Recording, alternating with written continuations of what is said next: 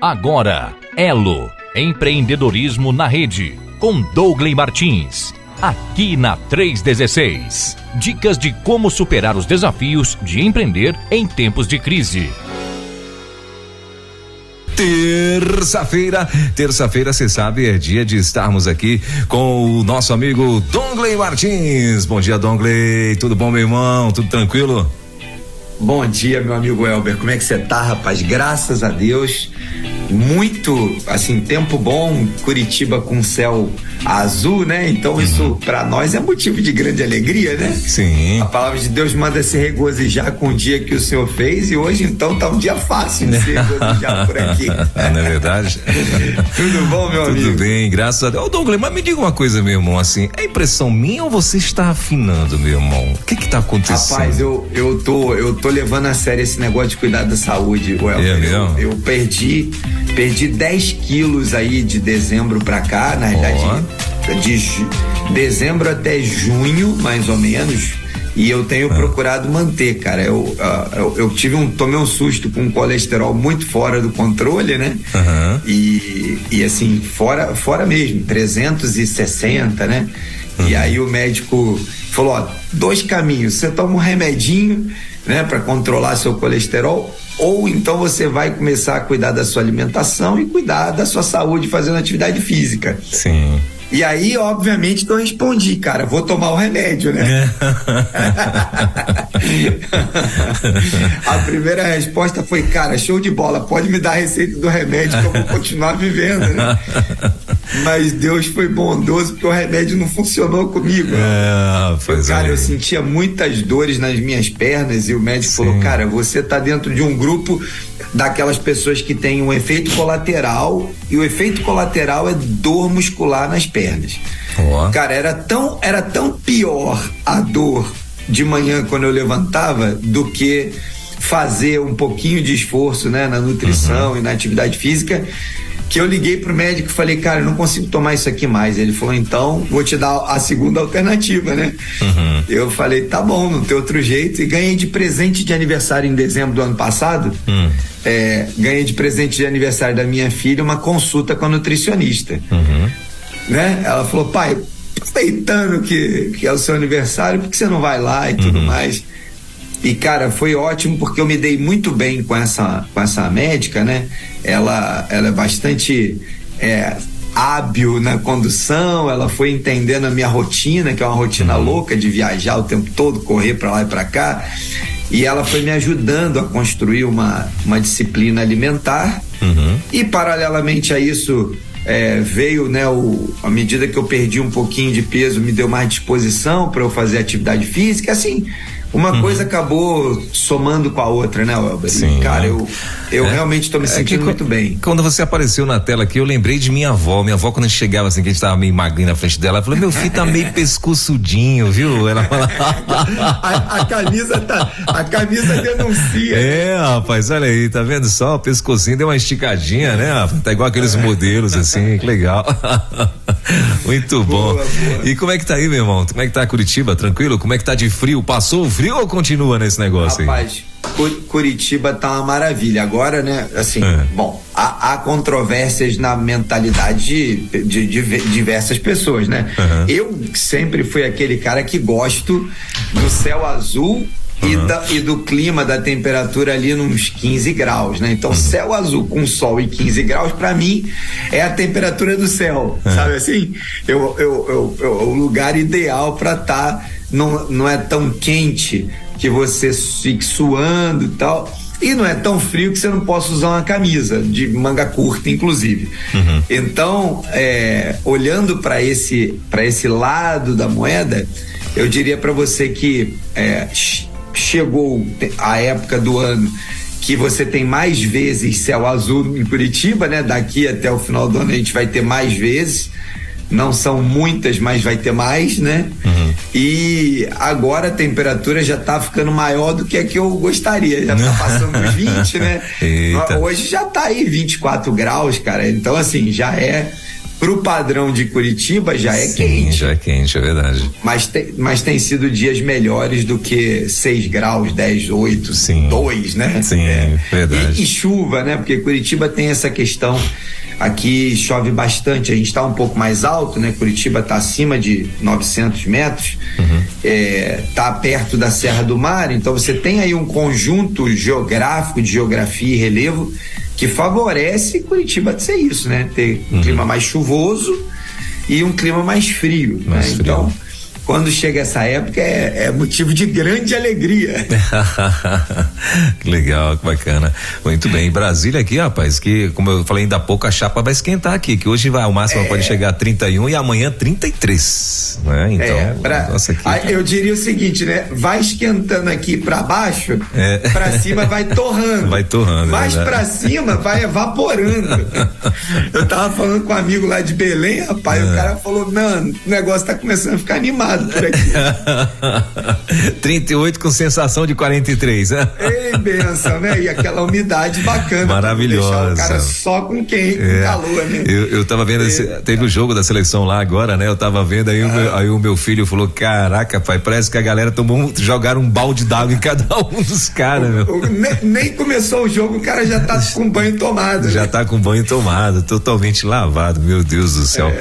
Mas, Dongley, hoje, meu irmão, eu achei curioso o tema de hoje, né? Assim, tratando-se de porque assim, claro, a conversa aqui, né, que tem toda terça-feira aqui com o Dongley é sempre para os líderes, né, e tal, líder no geral e tal, mas assim, o Dongley, ele a gente sabe que o Dongley ministra é para líderes e tal, para líderes, né, de igrejas, de instituições, né, e tal, e de empresas. Então assim, mas a pegada do Dongley, a gente sabe mesmo que ele é um CEO, é um conselheiro de empresários.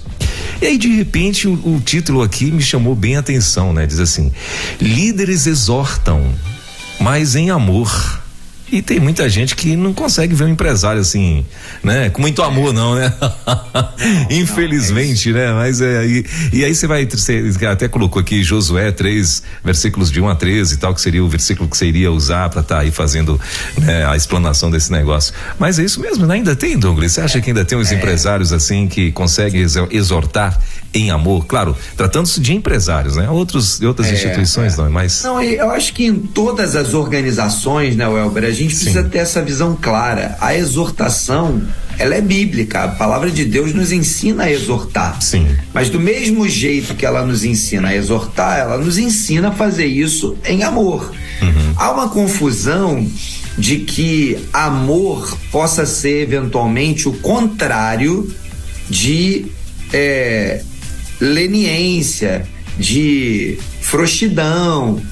Não, amor é o contrário de ódio. Se a gente consegue colocar as palavras na perspectiva correta, a gente consegue ensinar com mais facilidade os princípios e fundamentos da palavra. Quando a gente fala que Jesus exortava em amor, não quer dizer que ele era conivente com o pecado. Não, ele só não exortava com ódio. A palavra de Deus ensina: irai-vos e não pequeis. Parece um negócio contraditório quando eu falo que eu vou me irar, mas não vou pecar. Por quê? Porque na mentalidade comum, né, no pensamento comum, a gente acredita que ira é algo mal. Ira vem necessariamente de um comportamento pecaminoso. Mas eu posso ficar indignado com determinada coisa e ao mesmo tempo manter a minha centralidade na palavra, entendendo que eu tô irado com aquilo, mas eu preciso agir conforme os princípios que a palavra de Deus ensina. E nesse caso, né, para a conversa de hoje, eu separei esse tema e a gente vai trabalhar um pouco isso, né? Como que eu posso ser um líder que exorto, porque exortação faz parte do processo de desenvolvimento, crescimento, mas eu faço isso com uma postura de amor, de cuidado, de zelo, de crescimento, de desenvolvimento, que a pessoa que vai ser exortada vai sair daquela condição, da exortação, daquela conversa, daquela reunião, do que seja, animada, disposta a construir algo novo, a dar um passo numa nova direção. Então, a chave disso tudo é como eu olho para aquilo que eu tenho como demanda e para aquilo que eu faço na execução. Então, eu preciso dessa combinação para poder conseguir entender, ok, a pessoa errou, cometeu uma falha, né, tem um problema para ser resolvido. Então, como é que eu posso trazer o problema à tona, focar no problema e, de alguma forma, exortar e, ao mesmo tempo, amar, né? Eu tenho uma filha mais nova e a gente tem uma relação muito franca, né? Um diálogo muito direto, muito aberto. E não é incomum ela falar, pai, você tá certo, eu errei, mas você foi mais duro do que precisava, né? Ou você fez essa exortação sem amor. E não é incomum eu precisar reconhecer que, de fato, talvez a forma de falar, as palavras que eu eventualmente usei. Minha esposa, acabamos de conversar agora aqui, antes de começar o programa, sobre isso, né? Como é que a gente, no meio de uma crise, de uma dificuldade que a gente precisa passar, né? E às vezes está vivendo, como a gente, com facilidade, faz exortações sem se preocupar, às vezes, em medir a palavra que você vai colocar. E ao não medir a palavra, primeira etapa aí da vida de Josué, e eu acho que vai ser um privilégio a gente poder conversar um pouco hoje sobre isso, com base esse tema maravilhoso da palavra de Deus. Antes de você começar, Dongley, deixa eu só lembrar aqui aos nossos queridos ouvintes que podem participar desse bate-papo, né? Então você, por favor, né? Devem, né, Dongley? Então, assim, se você quiser participar, mandar perguntas, se quiser fazer algum comentário e tal, né? Daqui a pouquinho o Dongley vai estar abrindo para que a gente possa ter aí a liberdade de estar trazendo as tuas perguntas para que ele possa estar, de repente, auxiliando, ou se você quiser fazer algum comentário, alguma coisa em cima do que será ministrado aqui nessa manhã, tá bom? Então 11-930-03-0316 é o nosso WhatsApp. Você pode mandar através de áudio, pode mandar através por escrito também, né? E a gente vai estar te aguardando. Lembrando que se você que está ouvindo a gente pelo aplicativo da rádio, lá no aplicativo tem um ícone do WhatsApp, é só você clicar no ícone que você já cai aqui dentro, já pode disparar o teu recado aqui pra gente, tá bom? Então, estamos te aguardando também para participar aqui. Dongley, com você, meu irmão. Bora lá então, bora pra Bíblia. Abre aí sua Bíblia então no texto de Josué, capítulo 3, do versículo 1 até o versículo 13. Nós vamos passar pelo texto aqui, né? Você vai perceber que eu vou passar pelo texto versículo a versículo, né? Não necessariamente lendo cada um, mas vou passar por eles para que a gente possa ter a compreensão do conteúdo, do contexto do texto, para a gente poder então depois discutir como é que a gente consegue exortar em amor, né? Então o texto começa dizendo assim: levantou-se, pois, Josué de madrugada e partiram de Sitim, ele e todos os filhos de Israel, e vieram até o Jordão e pousaram ali antes que passassem, né? Josué caminha com Moisés durante muito tempo. Moisés passa o bastão a Josué. Josué está levando o povo para a terra prometida. Moisés não entra, como a gente já sabe, né? Aquela história lá dele ter ferido a rocha ali e tal, né? O Senhor falou para ele: olha, você vai ver, mas não vai entrar.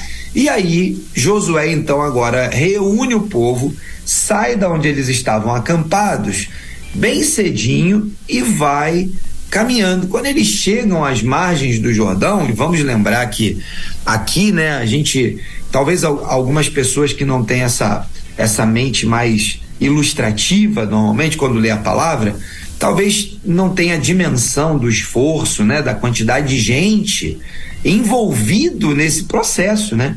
Josué já liderava um povo que há especialistas que falam entre, sei lá, 5.000, 6.000 pessoas, né? Talvez os números que mais se concordam sejam em torno de 5 a 6 mil pessoas. Há alguns que dizem 3.000, outros que dizem um pouco mais, mas é um número mais ou menos milhões, né? Eu falei 1.000, mas perdoem, milhões de pessoas, né? É como se a gente estivesse falando o seguinte: pega toda a cidade de Curitiba, região metropolitana e mais os arredores, porque Curitiba e região metropolitana tem cerca de 3,5 milhões, 3,8 milhões. Então, mais gente do que nós temos aqui. Se você pegar aí o número de pessoas da sua cidade onde você está ouvindo, pensa um líder levando toda essa galera, né, na direção da Terra Prometida, e aí o texto começa a ficar mais ilustrado na sua mente, você consegue visualizar melhor o texto assim. E aí continua: sucedeu ao fim de 3 dias que os oficiais passaram pelo meio do arraial, ou seja, pelo meio do acampamento, onde as pessoas estavam lá sentadas esperando o comando, né? Então Josué havia herdado de Moisés, vocês vão lembrar lá um pouco mais para trás, quando Jetro vai visitar Moisés e ele ensina a Moisés a estrutura de governança das cidades, né? A governança que ele precisava fazer para atender as pessoas, e ele cria lá líderes de 100, líderes de 1000, líderes de 50, aquela história toda, e Josué herda então esse modelo de governança da nação, e ele então manda lá os líderes, passam ali pelo meio da cidade, pelo meio do acampamento, né? E vão olhar o que está acontecendo, vão trazer notícias, vão ordenando ao povo. Então o versículo 3 continua dizendo: quando virdes a arca da aliança do Senhor, o vosso Deus, e que os sacerdotes levitas a levam, partireis vós também do vosso lugar e a seguireis. Ou seja, o comando era claro: fica aí acampado. Quando vocês virem a arca se movimentando, passando aí na frente do seu acampamento, na frente da sua barraca, então reúna os seus e siga. Ou seja, não fica esperando, porque chegou o momento de andar, chegou o momento de avançar.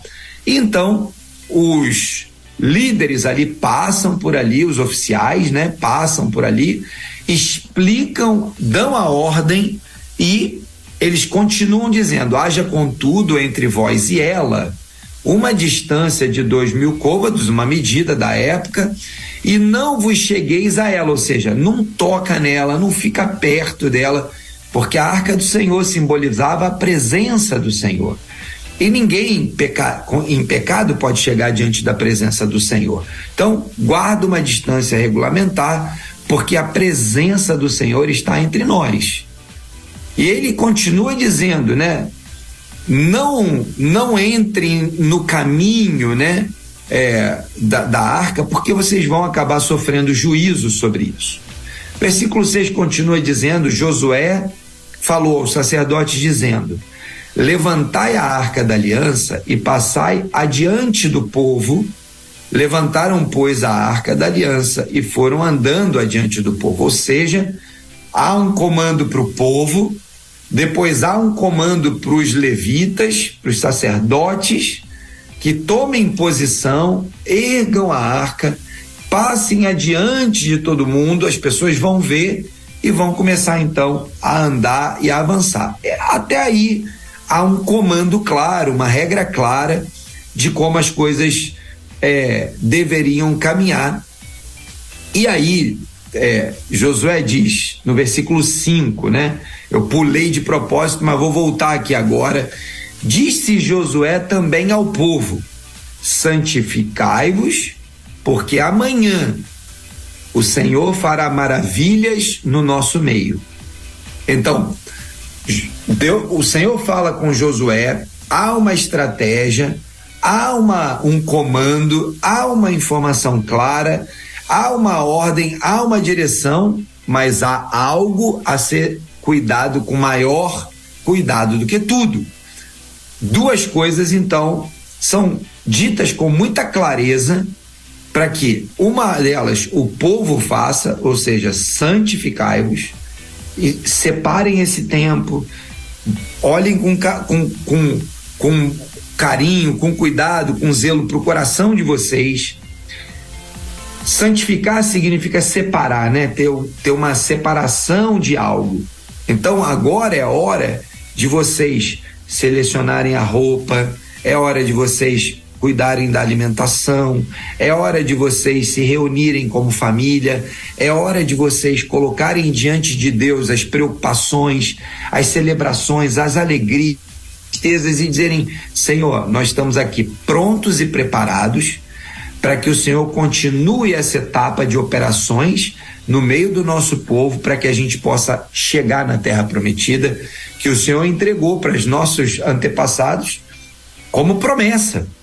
Então Josué alerta o povo: olha, santifiquem-se, não encostem na arca, mantenham uma distância, porque a presença do Senhor não convive com o pecado, então ele precisa dessa distância, e se aprontem. Na hora que a arca passar, estejam prontos. Você precisa estar ali pronto para dar continência para o general, para que a hora que ele der o comando, vocês possam avançar. Então até aí tem todo um trabalho, né, de Deus mostrando para o povo aquilo que ele vai fazer. Agora Deus chama Josué e fala com ele. Ele coloca assim, ó, versículo 7: hoje começarei a engrandecer-te perante os olhos de todo Israel, para que saibam que assim como fui com Moisés, assim serei contigo.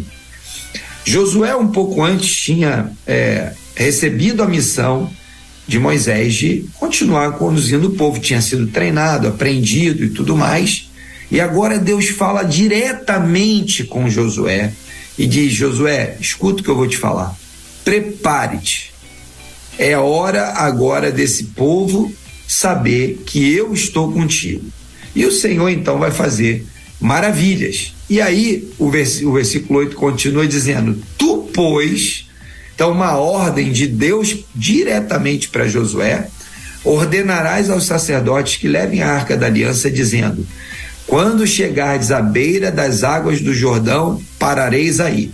Ou seja, tinha uma mensagem clara, mais uma vez, de Deus para Josué e de Josué para os líderes. Por quê? Porque Deus queria fazer de Josué alguém reconhecido pela liderança, pelo povo, de alguém que tinha a graça de Deus, o favor de Deus sobre a sua vida, e que ele então estava legitimado no cargo para conduzir o povo até a terra prometida. Deus toma cuidado de fazer essas coisas todas tornarem-se claras. Deus toma cuidado de fazer suas exortações, mas ele chama Josué em particular, né, numa linguagem de pai, numa linguagem de alguém que reconhece o vínculo e diz: olha, meu filho, vai lá, você vai fazer isso e o Senhor vai exaltar o seu nome. E ele continua, né, dizendo, né, que Josué reúne os filhos de Israel, né, e ele fala: olha, eu tenho uma palavra do Senhor para vocês. Obviamente que, como eu falei, milhões de pessoas, quando Josué chama, né, provavelmente não é todo mundo, ele chama lá os líderes de família, aquelas pessoas para quem ele deveria transmitir a mensagem e o que fazer, né?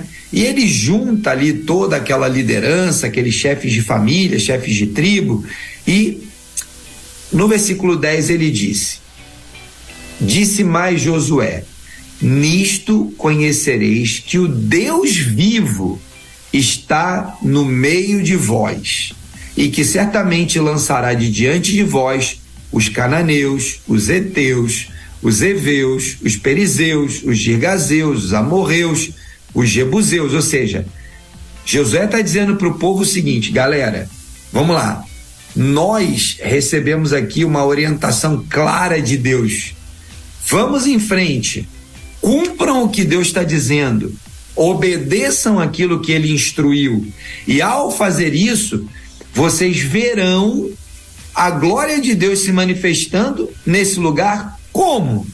Uma das maneiras, e a maneira mais visível, é essa: que o Senhor lançará de diante de vocês, o Senhor vai retirar de vocês os inimigos.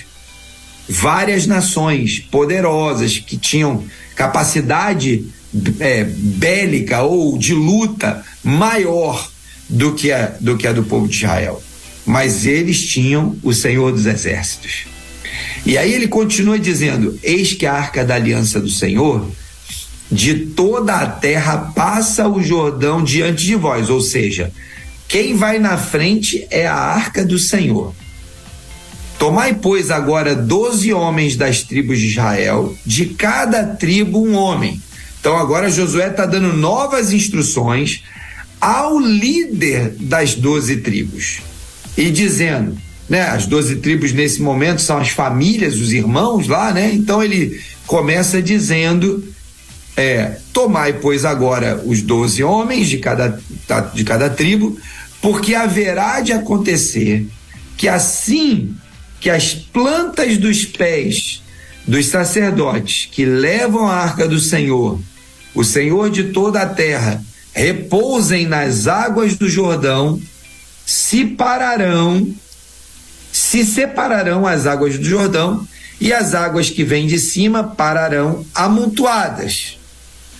E aí, se você continuar lendo o texto adiante, né, vão ver que o processo da arca, né, ele continua falando ali das tendas, a desmontagem para passar pelo Jordão. Ele vai relatando que os que levavam a arca chegaram ao Jordão e os seus pés se molharam na beira da água, né? Porque o Jordão estava cheio, era a época das cheias do rio, né? As águas que vinham pararam, levantaram-se um montão longe da cidade da onde eles estavam, né? Eles não tinham ainda essa informação, e o processo, depois a gente vai ver ali, né?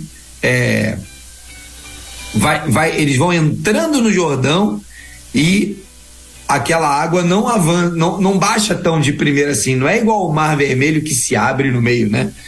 Mas eles vão entrando dentro do rio, e a consequência de entrarem ali dentro do rio é ver, né, o rio indo parando lá mais para cima. Recentemente estive lá em Israel, ali no Jordão, onde o pessoal faz aqueles batismos, né? Hoje virou um local, uma estrutura inclusive ali, e o rio é muito estreitinho ali, é porque a galera construiu ali naquele lugar, né?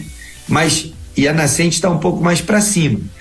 Mas quando eles vão ultrapassar lá, o rio é mais largo e um pouco mais profundo.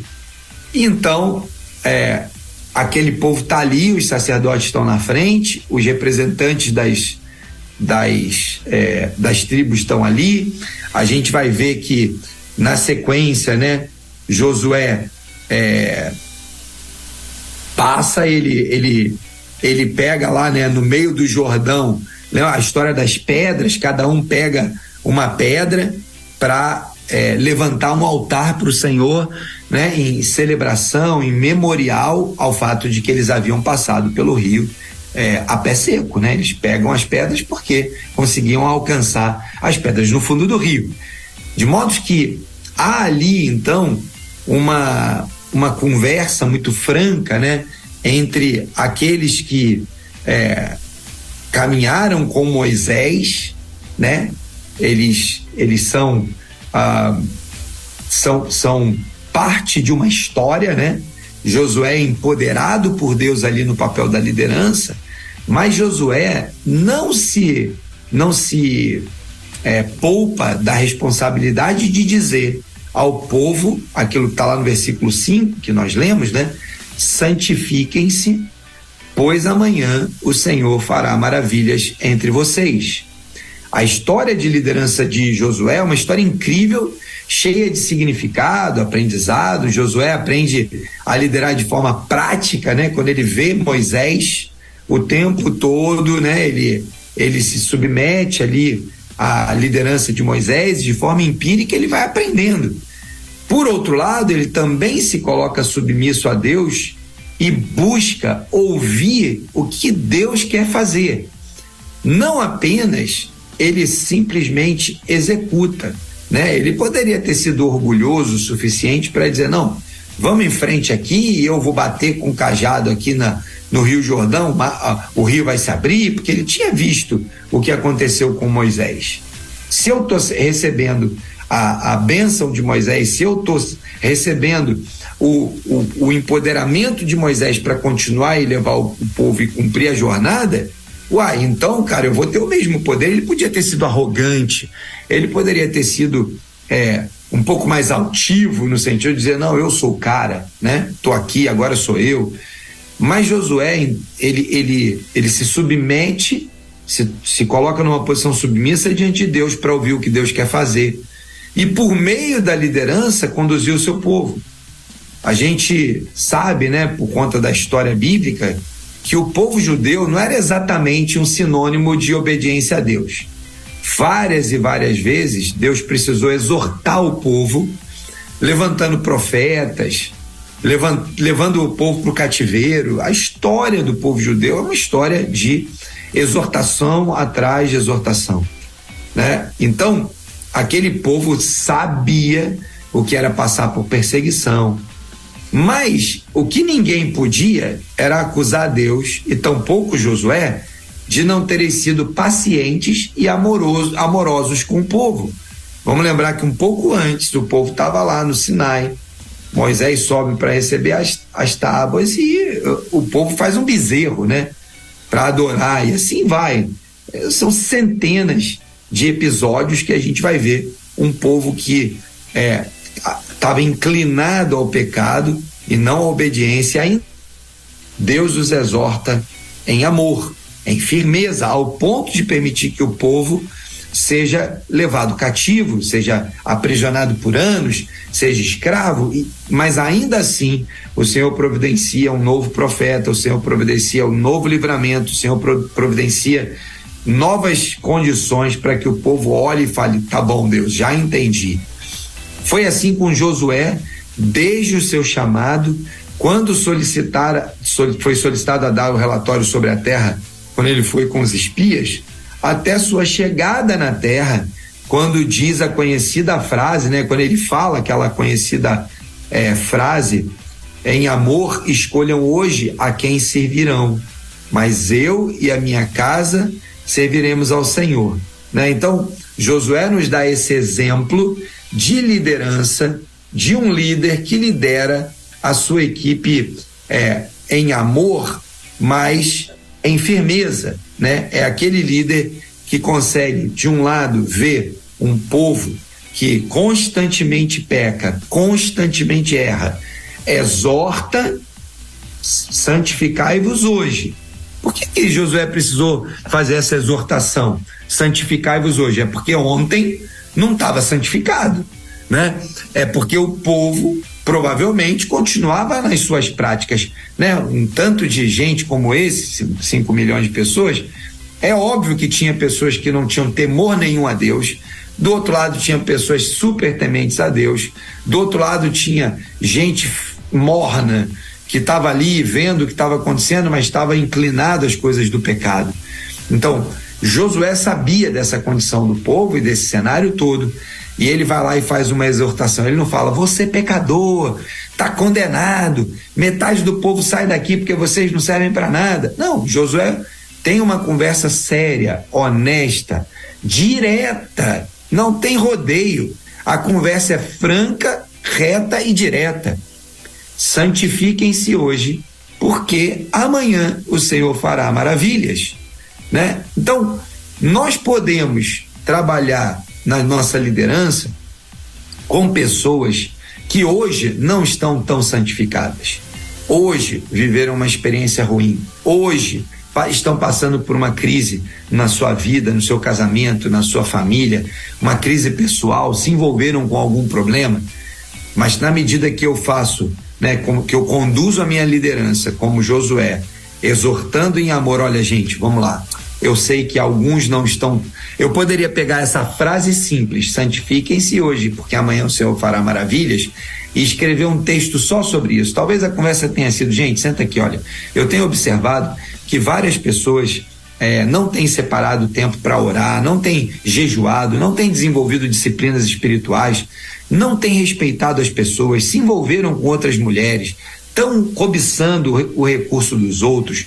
Ou seja, ele poderia ficar ali listando várias coisas e dizendo: gente, isso aqui está errado, olha como você tem sido negligente nisso, como você tem sido firme e fiel naquilo. E ele poderia, ao invés de simplesmente dizer: olha, tudo bem, eu entendo que há problemas, eu entendo que os comportamentos às vezes são maus, que o velho homem domina a nossa vida, às vezes, e ela ocupa um espaço, ele ocupa um espaço maior do que deveria na nossa vida, mas cuida de olhar para a essência.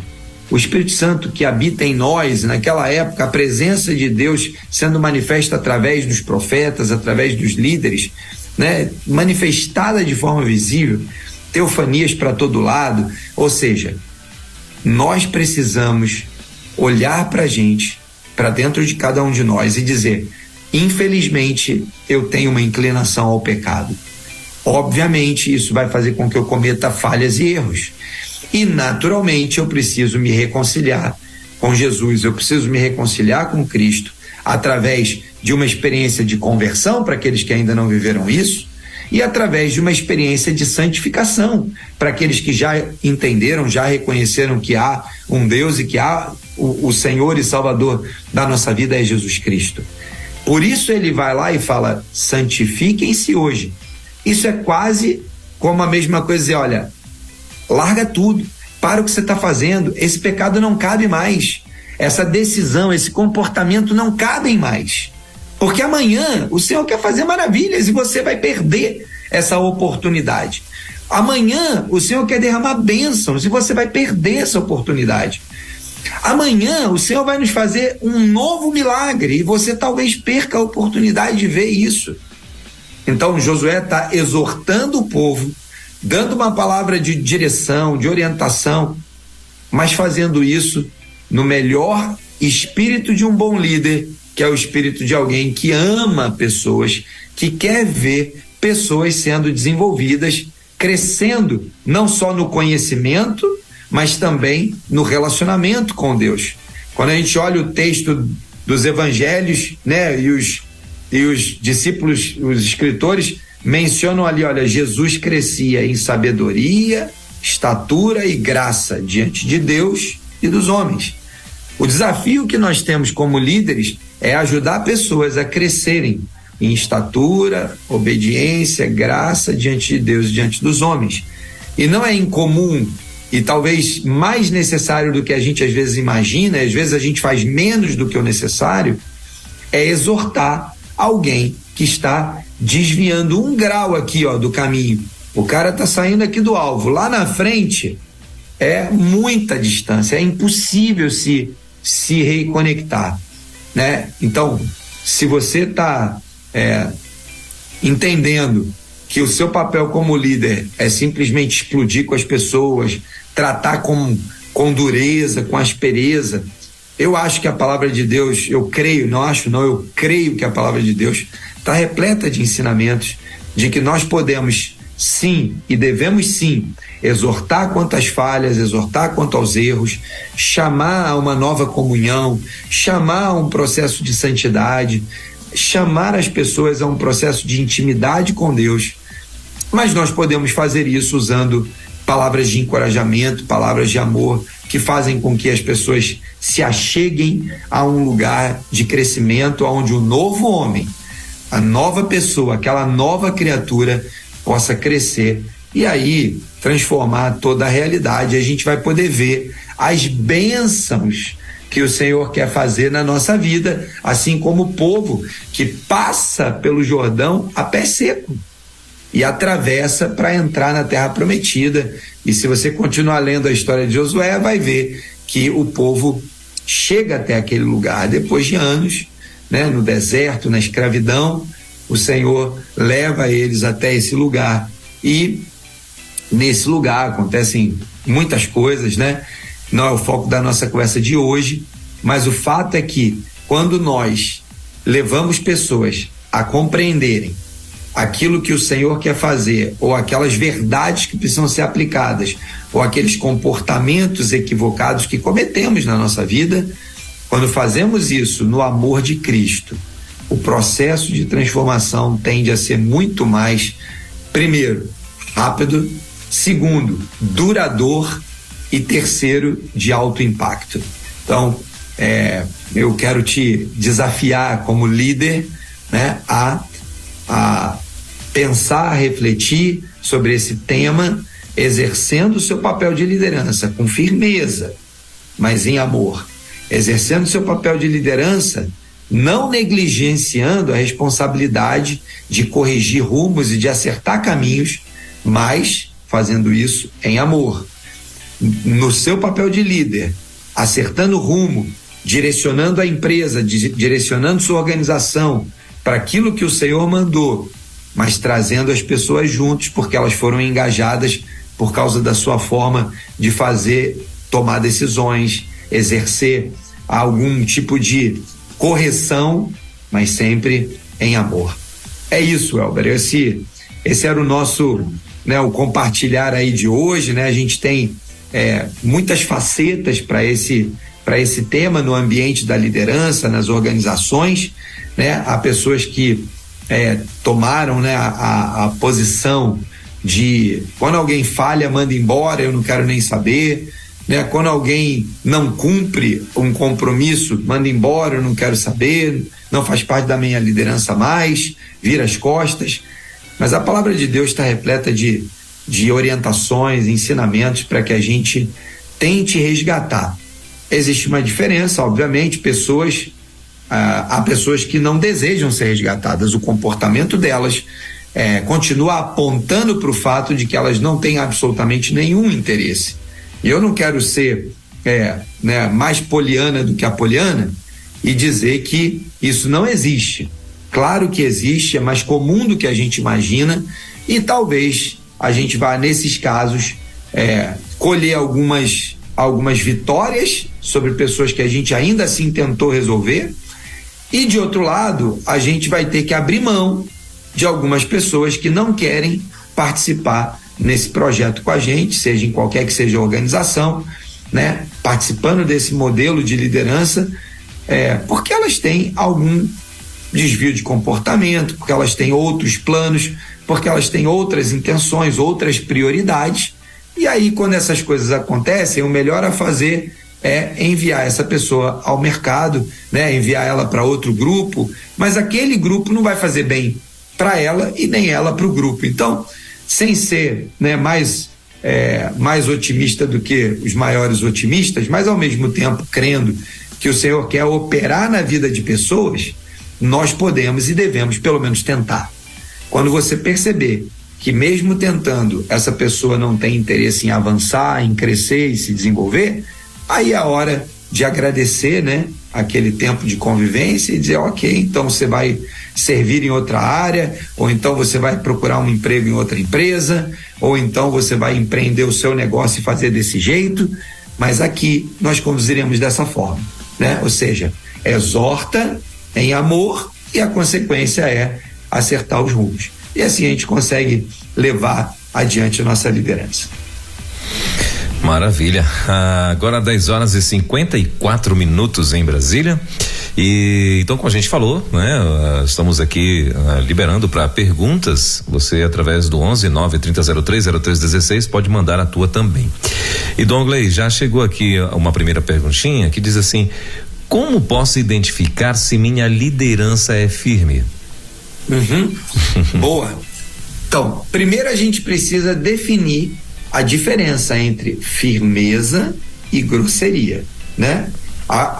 Essas palavras não são sinônimos, né?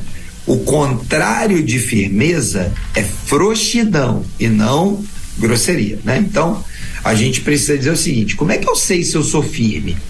Eu tenho um problema que se apresentou diante de mim, eu tenho uma demanda que se apresentou diante de mim, eu tenho um projeto que se apresentou diante de mim, seja no nível dos projetos, seja no nível dos problemas.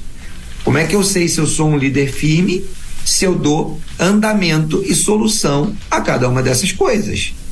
Se ao receber um projeto na minha mão, eu sento, eu monto a estratégia, eu convido as pessoas vêm e o meu projeto anda, ele marcha, significa dizer que eu estou sendo um líder firme.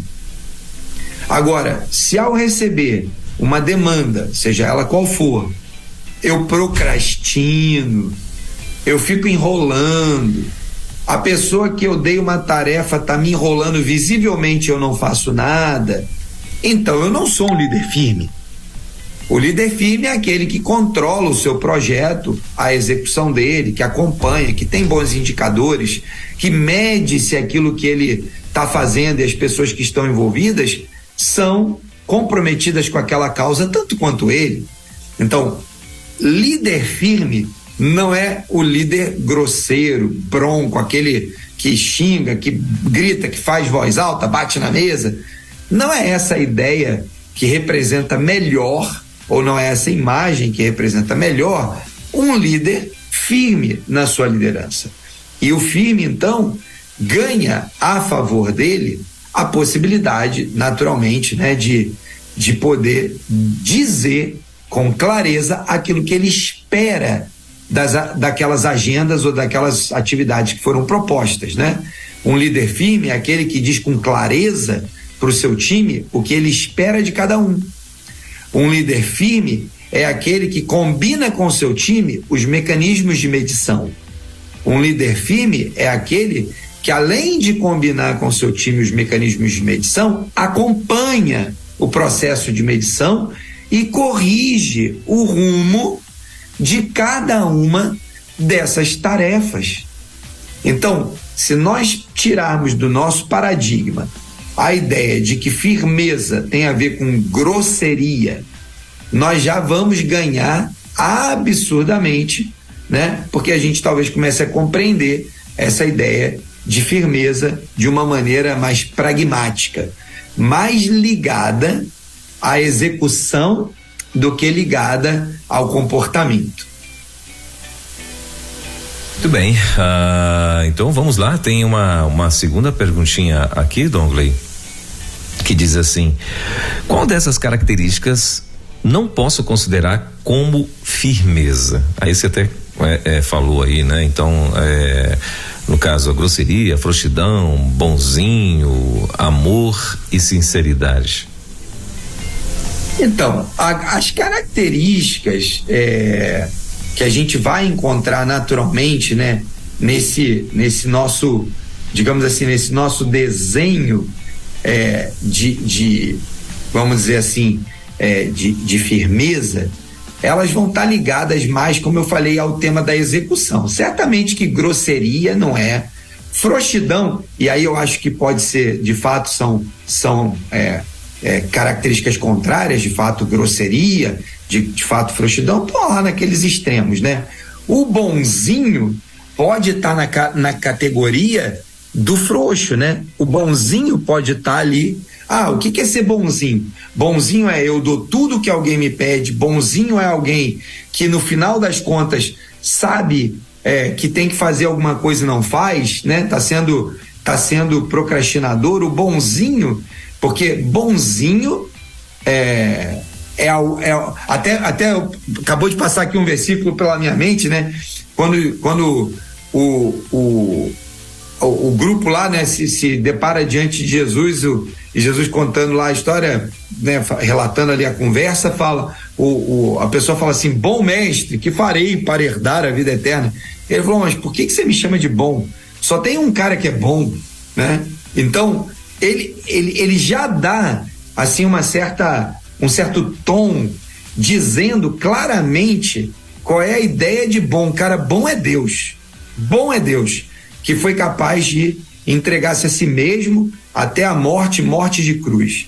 Fora isso, o resto é espasmo de bondade. Então, firmeza não é o sinônimo de ser bonzinho.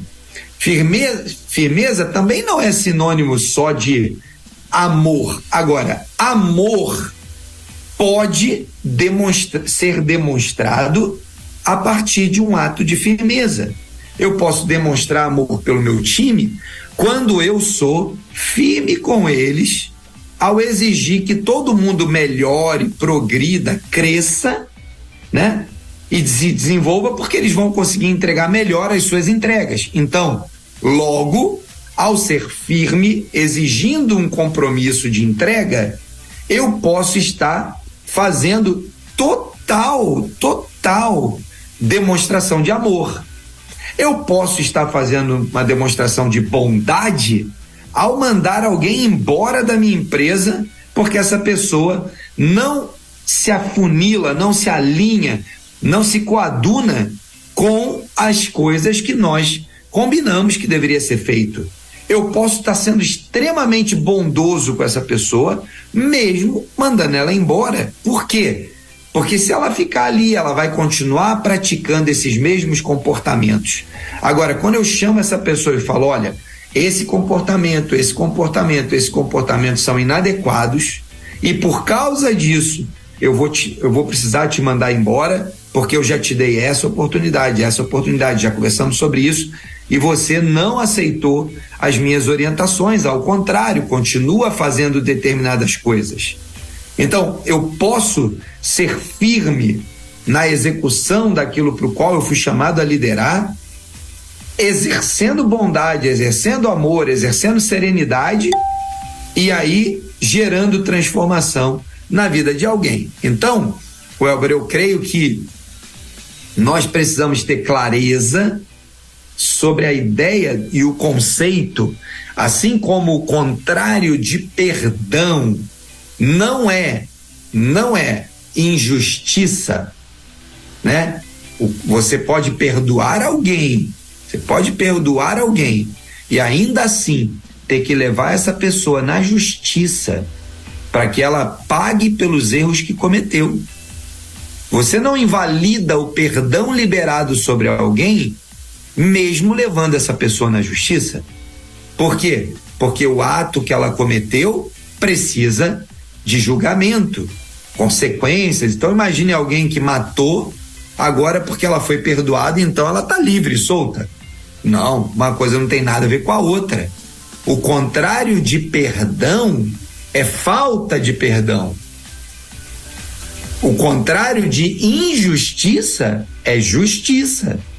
E nós precisamos entender isso quando nós, nos aproximamos desse lugar onde nossa liderança precisa ser feita com firmeza e com amor, com firmeza e com justiça, com firmeza e com critério, dando clara mensagem para qualquer um que está próximo de nós ou debaixo da nossa liderança, de que sempre haverá espaço para perdão, mas a justiça não vai ser abandonada. A Bíblia diz que aquele que confessa os seus pecados e os deixa, alcança misericórdia. Se nós partimos desse princípio, alguém que confessa um pecado merece misericórdia. Mas o pecado que ela confessou não precisou ou não deve ser desprezado quanto ao tema da justiça. O texto bíblico não diz: aquele que confessa seus pecados e os deixa, alcança misericórdia, não será julgado nesse mundo, não precisará pagar sua pena. Não é isso. O contexto desse texto está falando sobre eternidade, e o que vai acontecer é que, ao confessar o pecado e deixar, a misericórdia do Senhor nos restaura para um novo tempo na nossa vida aqui, mas nos garante uma eternidade. Então, assim, às vezes o problema que nós convivemos e que nós vivemos como líderes é que nós cremos em palavras que não têm necessariamente os significados que nós damos a elas, ou que não tem no seu bojo a parte que nós queremos dar a elas, entendeu? Então, essa dinâmica precisa ser ajustada, precisa ser corrigida para que a gente consiga, então, obter o melhor resultado desse modelo de exortação e amor. Muito bem, 11h05 em Brasília. Ainda dá tempo de o Douglas responder mais uma perguntinha aqui pra gente. que é a terceira e a última pergunta, Dongley, diz assim: exortar com amor pode ser tratado com rispidez ou rigidez, ou nenhuma das duas? Legal, então a gente acabou de falar um pouco também sobre isso, né? Rispidez é falta de respeito com as pessoas, é falta de educação, é uma maneira incorreta de falar, porque às vezes a gente costuma confundir a ideia de que alguém que é firme na fala, né? Eu posso falar: Welber, você cometeu essa falha aqui, cara, eu não quero mais que isso aqui aconteça, por favor, não faça mais isso. Eu fui firme, fui direto, fui pragmático. Nós latinos, né, da cultura latino-americana, nós temos uma ideia equivocada de que fala direta, objetiva e pragmática é sinônimo de rispidez. Eu não fui ríspido ao falar isso que eu falei para você, como exemplo, né? Eu não fui ríspido, eu fui direto, objetivo, pragmático. Os países do hemisfério norte, né, desenvolveram uma determinada característica comportamental e da fala, do diálogo, que nós latinos ou do hemisfério sul não conseguimos lidar muito bem. A gente fala: não, o americano é muito frio. Por quê? Porque ele fala pragmaticamente, diretamente. Então, isso está errado? Na minha opinião, não. Nós deveríamos aprender mais sobre comunicação objetiva, comunicação direta com os nossos irmãos do norte, né? E ser menos, como diz os jovens hoje, né? Menos mimizento, né? Às vezes as pessoas gostam de fazer um show e reclamar de tudo, e o que a pessoa está sendo basicamente é pragmática e objetiva. Agora, existe uma completa diferença entre isso e aquele líder que, para dar uma mensagem, precisa fazer uma ameaça. Welber, você não faça mais isso, se você fizer isso novamente, eu vou te mandar embora. Isso, mesmo dito de forma amorosa, eu poderia dizer: Welber, meu amigo, deixa eu te falar uma coisa, queridão, vem cá, dá um abraço aqui no amigo. Cara, se você fizer isso novamente, você não me deixa outra alternativa senão te mandar embora. Você entende? A forma importa, claro que importa, mas a forma muda o conteúdo? Não muda o conteúdo. Eu posso falar da maneira mais amorosa possível ou da maneira mais ríspida possível e a mensagem será a mesma. O que importa no final é se eu estou falando aquilo daquele jeito para ameaçar você, e aí não tem absolutamente nada de amoroso, né? Não tem nada de interessante nessa conversa, porque isso não vai produzir nenhuma mudança, nenhuma melhoria. Talvez você olhe para isso e ainda fique mais chateado, mais bravo e cometa mais delitos. Agora, vai ter momentos, cara, que o tamanho da pressão é tão alto que às vezes as pessoas excedem nas palavras, né? Num contexto de pessoas, a gente às vezes cai na armadilha, né? E o velho homem se dá uma exaltada, né? E você cai na armadilha das palavras duras. O que a Bíblia fala sobre isso? A gente precisa aprender com a palavra. A Bíblia diz que a palavra mansa desvia o furor, e a palavra dura suscita, aumenta, eleva a ira. Ou seja, quando eu vou olhando para os diversos ensinamentos e princípios da palavra, não tem como eu confundir determinadas coisas, né? De modo que a exortação em amor não tem a ver com a forma só, tem a ver com o conteúdo, mas a forma importa. Então, se eu pudesse dizer: olha, Welber, cara, você tem sido um companheiro aqui importante nessa jornada, você tem assim acertado tantas vezes, feito tantas coisas legais, mas nesse tema aqui, cara, você pisou na bola, isso aqui não tá legal, vamos corrigir isso, vamos no próximo tentar fazer isso de outra maneira. eu posso me colocar aqui à disposição de te apoiar no que você precisar, estamos juntos para melhorar isso aqui. Eu quero que você entenda que isso aqui é muito importante para o nosso time, para nossa liderança, para o nosso negócio, para o nosso projeto. Eu queria que você entendesse isso, cara, e nós trabalhássemos juntos. Eu quero te acompanhar nesses próximos dias aí, o que você precisar para fazer com que isso aqui tenha essa mudança. Conta comigo, como eu posso facilitar a sua vida para que você alcance essa vitória.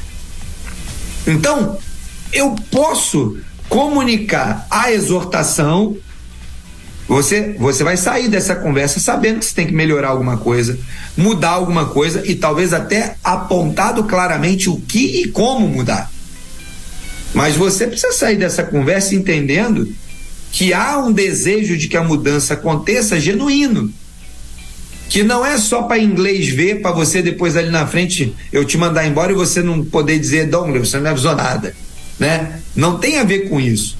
Tem a ver com o engajamento do time e com reconhecimento de que eu posso ter um novo comportamento a partir de uma instrução, de uma exortação, de uma orientação, à base de uma comunicação clara e feita com princípios da palavra, mas com amor, com gentileza, sem deixar que a mensagem principal e o erro sejam mascarados como quem não tem coragem de falar a verdade para o outro, de dizer o que está acontecendo de verdade. Isso, na minha opinião, é tão pecado quanto alguém que grosseiramente fala você é isso, você é aquilo, palavras de baixo calão, grosseria. É tão pecado quanto. Só que nós nos assustamos mais com os barulhentos do que com aqueles que manipulam as palavras. É mais comum a gente ficar escandalizado e chateado com aqueles que são xingadores, esbravejadores, do que com aqueles que manipulam as circunstâncias e não dão, de fato, o devido tratamento para o problema. Muito bem.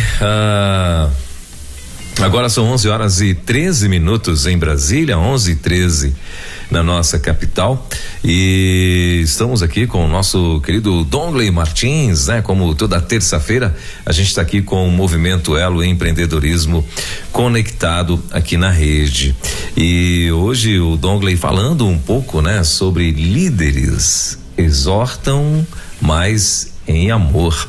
Sabe, Douglas, você falando aí, meu irmão, eu lembro de um camarada que eu trabalhei logo no início da rádio, quando eu comecei em rádio, né? E nessa época eu estava afastado da igreja e tal, eu tinha 19 anos de idade, e eu tinha, rapaz, um diretor lá, um mineiro, né? Na rádio que eu trabalhava, ele era de Uberlândia, né? Cara, mas ali tinha, como a gente falava, né? Eu brincava até, ele tinha, assim, a manha de chamar a atenção da galera, sabe? Ele tinha, era engraçado isso, porque às vezes ele chegava, dava ali, né? Aquela exortação, né? E tal, que na época lá a gente ficava como a gente falava, é um esporro, pô, o cara chegou e deu um esporro na gente e tal, nananana, mas você não conseguia ficar com raiva do cara. Por quê? Ele dava aquela exortada na gente, né, e tal, falava, apontava ali o que a gente tinha. Eu tava no início da carreira, então, claro, aprendendo muita coisa. Então ele chamava, conversava, falava ali, apontava ali o que a gente devia fazer, melhorar, né, e tal. E às vezes eu saía dali pé da vida, né? Invocado comigo mesmo, né? Porque às vezes vacilava, era uma coisa que falta de atenção, alguma coisa nesse sentido e tal, mas eu não conseguia ficar chateado com o cara, sabe? E assim, e detalhe, ele fazia tudo isso e tal, e depois ao mesmo tempo, tipo, ele chamava na sala, conversava, e a gente saía, depois ele saía da sala e vinha nos tratar muitíssimo bem, né? Com a mesma gentileza, que ele também era um cara muito gentil, com a mesma gentileza e às vezes até brincando e tal, né? E isso eu admirava muito, né? Essa característica, e ele era um diretor da rádio, né? E eu admirava muito essa característica, e assim, e com isso também aprendi muito com esse cara, né? Porque assim, parece-me que desta forma, parece assim que o subordinado, parece assim que ele tende a querer ouvir mais e não há revolta, né? Porque o perigoso é quando há revolta, quando você chama de uma forma errada o camarada, né? Que ele pode até boicotar a tua empresa, não é verdade? No final, né, Welber, o que a gente quer quando a gente faz uma exortação é aquilo que estava saindo do trilho, volte para o trilho. Exatamente. Quando você está liderando pessoas que estão fazendo tarefas e que o final das tarefas precisam ser uma entrega, seja onde for, em qualquer tipo de organização, e alguém vai saindo, se distanciando do trilho, o que é exortação? Exortação é trazer de volta para o rumo.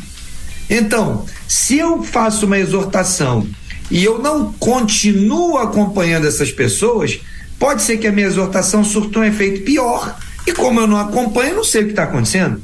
Quando o líder está comprometido com o seu time no objetivo de simplesmente trazer de volta para o trilho, não é algo pessoal, não é uma perseguição, não é um problema emocional, é meramente ou predominantemente uma correção de rumo, o que acontece? Cara, eu corrigi o rumo, a vida volta ao normal. Você não é uma pessoa, digamos assim, que eu não posso mais conviver, porque você fez um desvio de rumo. Agora, óbvio, quando o desvio de rumo acontece, eu tento exortar, o desvio continua acontecendo, eu tento exortar, o desvio continua acontecendo, ao ponto de que eu percebo que não há nada que eu faça que vai fazer você voltar aqui de volta para o rumo, esse é o momento em que eu talvez tenha que ser firme novamente para dizer, cara, não dá pra gente andar junto, porque para andar junto a gente precisa estar aqui colado no mesmo rumo. Quando você se desvia, eu falo, você não volta, significa que você não quer andar junto, você quer andar sozinho, e aí para andar sozinho não pode estar nesse time, porque esse time tá andando aqui, ó, nessa direção. Então, a gente precisa entender com clareza a diferença entre exortar em amor e a pessoa voltar para o rumo e a vida volta ao normal. Porque é isso, perdoar não é colocar as coisas lá na profundeza do oceano e esquecer elas. Então beleza, então eu perdoei e em alguns momentos, em algumas circunstâncias, mesmo tendo perdoado, essa pessoa continua querendo andar distante. E aí o que vai acontecer é que apesar de você ter perdoado e o teu trilho continua andando e o grupo continua andando aqui, ó, essa pessoa não vai andar mais junto. Por quê? Porque não tem liga, não tem razão para andar junto. Então muitas vezes, e aí nós cristãos também precisamos aprender isso, que exortar em amor é um compromisso com Deus antes de tudo, ajudar as pessoas a voltarem para o rumo é um compromisso com Deus, porque o nosso negócio é com pessoas. Agora, quando a pessoa faz a sua própria escolha de continuar se afastando pelos comportamentos, pelas atitudes, pela forma de fazer, então você precisa liberar essa pessoa. Libera ela, fala, olha, ok, não tem jeito, eu tentei, mas você quer andar por outro caminho. Ok, tá perdoado, tá liberado, segue, vai seguir o seu caminho, só não vai andar aqui com a gente, porque é impossível, não tem essa compatibilidade, porque você quer ir para lá e a gente tá indo para cá, né? Então, essa dinâmica de entender cada um desses papéis faz com que eu, como líder, possa fazer a exortação e depois ir lá e dar um abraço na pessoa e dizer, olha, apesar daquela exortação, eu confio em você. Não é isso que nós fazemos com os nossos filhos? Você vai lá dar uma palmada no bumbum, faz uma conversa dura, qualquer que seja o método, uma varinha, qualquer que seja o método que você acredita aí de exortação aos seus filhos, mas depois o que você faz? Você pega, bota no colo, dá um abraço, dá um beijo, diz que ama, mas você não deixou de corrigir. Porque se você não corrigir, a Bíblia é clara dizendo que é maldito, né? Aquele pai, aquela mãe que não corrige, porque está entregando o filho à sua própria sorte. Isso é péssimo. Nós precisamos entender que exortação é parte da vida. Nós fomos chamados como líderes a liderar e exortar em amor o tempo todo. Muito bem. Aqui com um recadinho aqui, Douglas, estava verificando se era uma perguntinha, mas não, né? É uma outra coisa. Mas muito bem, olha, são 11h20 aqui em Brasília. As perguntinhas que a gente tinha aqui já foram, né? E muito bem respondidas, maravilha.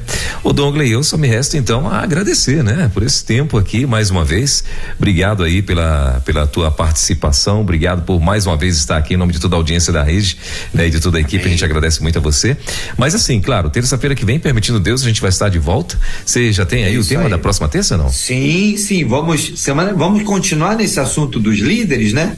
E a gente vai trabalhar um pouco essa coisa de como é que eu encontro um líder e mantenho o propósito, né? Nós às vezes achamos e trazemos para nossa organização líderes que dispersam o propósito. Mas como é que nós podemos trabalhar com base em princípios da palavra para que a gente tenha líderes alinhados e afinados com os propósitos da nossa organização? Maravilha.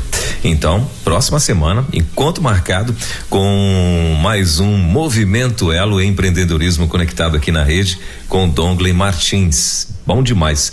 Dongley, obrigado, querido. Deus abençoe sua vida mais e semana de bênção e de paz aí. Semana que vem, se Deus quiser, estaremos de volta aqui com mais um Movimento Elo, não é isso? Amém, meu amigo. Semana abençoada aí para você, para toda a nossa audiência. Que Deus nos abençoe, nos dê aí vitórias, né? Sobre as nossas demandas, né? De liderança, de exortação. Que o Senhor nos capacite para fazer isso cada vez melhor. Maravilha. Abração, mano. Valeu, querido. Obrigadão. Abraço. Elo, empreendedorismo na rede, com Dongley Martins. Baixe agora os podcasts em nossa plataforma rede316.com.br. Dicas de como superar os desafios de empreender em tempos de crise.